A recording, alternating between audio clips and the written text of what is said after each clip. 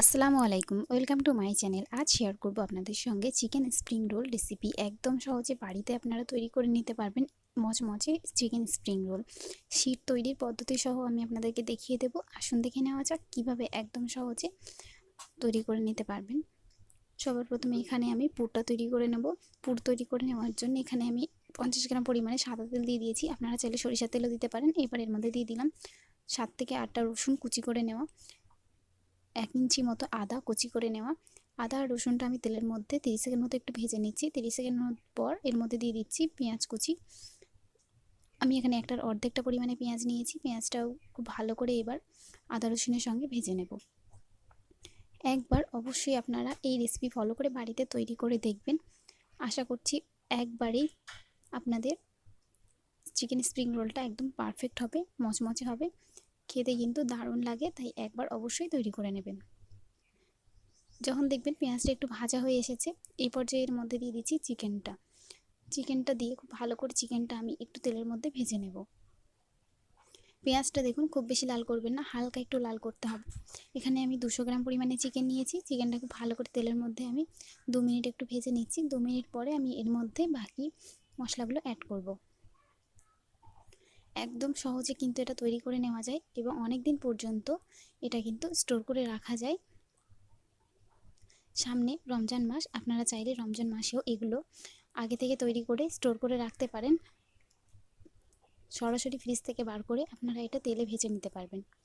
দেখুন যখন দেখবেন 2 মিনিট হয়ে গেছে, ভালো করে তেলের মধ্যে চিকেনটা ভাজা হয়ে গেছে, এই পর্যায়ে এর মধ্যে স্বাদ অনুযায়ী লবণ দিয়ে দিলাম, হাফ চা চামচ পরিমাণে লাল লঙ্কার গুঁড়ো দিয়ে দিলাম, 1 চা চামচ পরিমাণে চাট মশলা দিয়ে দিয়েছি হাফ চা চামচ পরিমাণে জিরের গুঁড়ো, আর দিয়ে দিলাম 2 চা চামচ পরিমাণে সয়া সস, 4 চা চামচ পরিমাণে টমেটো সস। খুব ভালো করে এবার এই উপকরণগুলো একসঙ্গে আমি চিকেনের সঙ্গে কষিয়ে নিচ্ছি।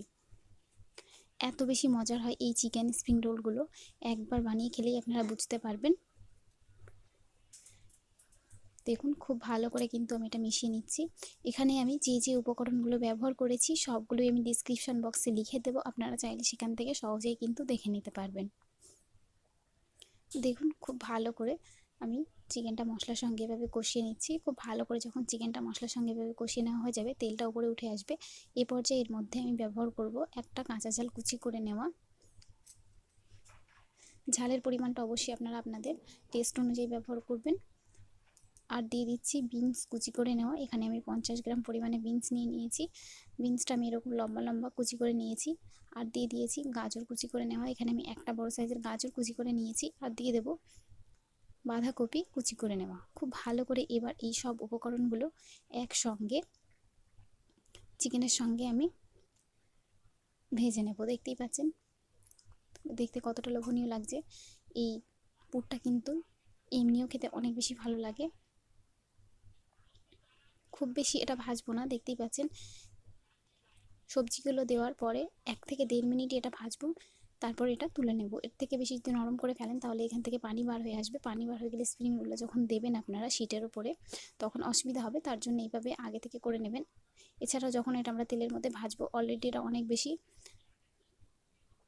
ভাজা হয়ে যাবে। দেখতেই পাচ্ছেন ঠিক এরকম যখন হবে এটা নামিয়ে দিতে হবে। এটা আমি নামিয়ে দিলাম। নামিয়ে দিয়ে বাকি শীট কীভাবে তৈরি করবেন আমি সেটাও আপনাদেরকে দেখিয়ে দিচ্ছি। এখানে আমি 1 বাটি পরিমাণে কর্নফ্লাওয়ার নিয়ে নিয়েছি। সেম বাটির একই বাটি নিয়ে নেব 1 বাটি পরিমাণে ময়দা। যতটা পরিমাণে কর্নফ্লাওয়ার ঠিক ততটা পরিমাণেই ময়দা নিয়ে নিতে হবে। আর দিয়ে দিচ্ছি হাফ চা চামচ পরিমাণে লবণ। এবার একদম রুম টেম্পারেচারে থাকা নর্মাল পানি দিয়ে খুব ভালো করে একটা পাতলা ব্যাটার তৈরি করে নেব। তবে প্রথমেই একসঙ্গে অনেকটা পানি দেবেন না, এভাবে অল্প অল্প পানি দিয়ে ব্যাটারটা তৈরি করে নিতে হবে। আমি অল্প অল্প করে পানি দিয়ে খুব ভালো করে একদম স্মুথ আর পাতলা একটা ব্যাটার তৈরি করে নেব। ব্যাটারটা ঠিক কতটা পাতলা রাখতে হবে আমি সেটাও আপনাদেরকে দেখিয়ে দিচ্ছি। একদম সহজে আপনারা বাড়িতে কম খরচে তৈরি করে নিতে পারবেন এই স্প্রিং রোলের শিটগুলো। বাইরে থেকে কিনতে গেলে এগুলো একটু দাম পড়ে বেশি, তার জন্য আপনারা সহজেই কিন্তু বাড়িতে তৈরি করে নিতে পারবেন। দেখতেই পাচ্ছেন আমি এটা কিভাবে করে নিলাম। একটু সময় নিয়ে খুব ভালো করে এভাবে আমি একটা হ্যান্ড উইস্কের সাহায্যে করে নিচ্ছি। আপনারা চাইলে এটা হাতের সাহায্যেও করে নিতে পারেন। দেখুন খুব ভালো করে এটা আমি এভাবে মিশিয়ে দিলাম। মিশিয়ে দিয়ে আমি দেখিয়ে দিচ্ছি একটা চামচের সাহায্যে এটা কতটা পাতলা হবে। একদমই পাতলা করে কিন্তু এই শিটগুলো তৈরি করতে হবে। দেখুন চামচে যদি দেখেন এভাবে দাগ কেটে দুটো একসঙ্গে মিশে যাচ্ছে না, তাহলে বুঝবেন যে একদম পারফেক্টভাবে এটা রেডি হয়ে গেছে। এবার এটা একটা সাইডে রেখে দিলাম। দেওয়ার পরে আমি দেখিয়ে দিচ্ছি। দেখুন এভাবে আমি একটা কড়াইতে করছি। আপনারা যদি পারেন তাহলে অবশ্যই করে তাওয়াতে করার চেষ্টা করবেন। তাওয়াতে করে নিলে সুবিধা হয় বেশি। দেখুন 30 থেকে 40 সেকেন্ডের মধ্যেই দেখবেন নিজে থেকে এগুলো উঠে আসবে। দেখতেই পেলেন কতটা সহজে আমি এটা তুলে নিলাম। একটার উপরে যখন আরেকটা রাখবেন, এর আগে এর উপরে কিছুটা পরিমাণে কর্নফ্লাওয়ার দিয়ে দেবেন, এতে করে একটার সঙ্গে আরেকটা লেগে যাবে না। একইভাবে আমি সবগুলোই করে নেব। এবার একটা বাটির মধ্যে নিয়ে নিচ্ছি 2 চা চামচ পরিমাণে ময়দা দিয়ে দিচ্ছি আমি এখানে পানি, খুবই অল্প পরিমাণে পানি এখানে দিয়ে দেবো। দিয়ে দেখুন একটা মোটা ব্যাটার তৈরি করে নিতে হবে। এটা স্প্রিং রোলগুলো সেট করার জন্যে লাগবে, তার জন্যে করে নিচ্ছি। দেখুন দেখতেই পাচ্ছেন ঘনত্বটা কেমন হয়েছে, ঠিক এরকম করে নিতে হবে। এতে করে স্প্রিং রোলের যে শিটগুলো হয় সেগুলো খুব ভালো মতো আঠার মতো লেগে যাবে। দেখুন কত বেশি পাতলা হয়েছে এই শিটগুলো, দেখলেই আপনারা বুঝতে পারবেন। দেখতেই পাচ্ছেন একদম সহজে কিন্তু বাড়িতে তৈরি করে নেওয়া যায়। এবার আমি এগুলো একটু সাইড দিয়ে কেটে চৌকো শেপের করে নেব। আপনারা চাইলে এভাবেই কিন্তু স্প্রিং রোলগুলো তৈরি করে নিতে পারেন, তবে শেপটা যাতে ভালো দেখা যায় তার জন্য আমি এভাবে একটু কেটে নিলাম। এটা কতটা পাতলা হয়েছে এটা তো আপনারা দেখেই বুঝতে পারছেন। তাই অবশ্যই করে বাড়িতে একবার হলেও এই রেসিপি ফলো করে আপনারা তৈরি করে দেখবেন। একবারেই আমি বলছি, প্রথমবারেই আপনাদের এই স্প্রিং রোলগুলো একদম পারফেক্ট হবে। দেখুন খুব ভালো করে এইভাবে 2 সাইডে মুড়ে নিলাম। নেওয়ার পরে এবার সাইড দিয়ে আমি মুখটা সিল করে দেব। মুখটা কিভাবে সিল করে দেবেন আমি সেটাও দেখাচ্ছি। দেখুন দেখতেই পাচ্ছেন এটা কতটা বেশি পাতলা হয়েছে। একটু সাবধানে এটা করে নেবেন। এখনো পর্যন্ত আমার চ্যানেলটা যদি সাবস্ক্রাইব না করে থাকেন তাহলে অবশ্যই করে সাবস্ক্রাইব করে পাশের বেল আইকনে ক্লিক করে রাখবেন।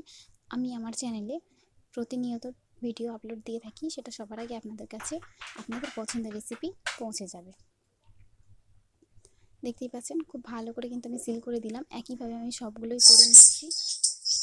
দেখুন সবগুলোই আমি একইভাবে রেডি করে নিয়েছি। ঠিক এইভাবে রেডি করা অবস্থাতেই কিন্তু আপনারা এটা স্টোর করে রেখে দিতে পারবেন নর্মাল ফ্রিজে 3 থেকে 4 দিন।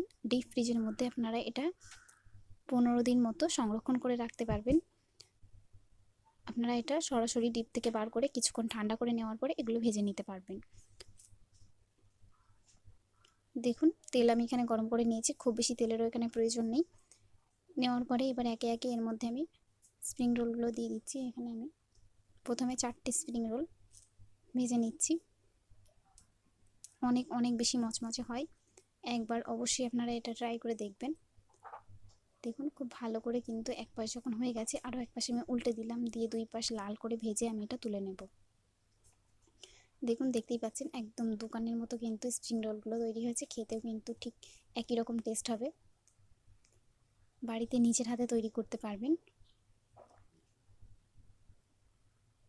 একইভাবে দেখুন আমি সবগুলোই ভেজে তুলে নিলাম। সবগুলো ভেজে তুলে নেওয়ার পরে দেখাচ্ছি আপনাদেরকে। দেখতেই পাচ্ছেন কতটা ভালো হয়েছে এগুলো দেখতে। একটা স্প্রিং রোল আমি ভেঙে আপনাদেরকে দেখাচ্ছি ভিতর দিয়েও এটা কতটা সুন্দর লাগছে দেখতে। গরম গরম আপনারা এটা সসের সঙ্গে পরিবেশন করতে পারবেন। আজকের মতো এই পর্যন্তই, আবারও চলে আসবো নিত্য নতুন রেসিপি নিয়ে। ভালো থাকবেন আপনারা।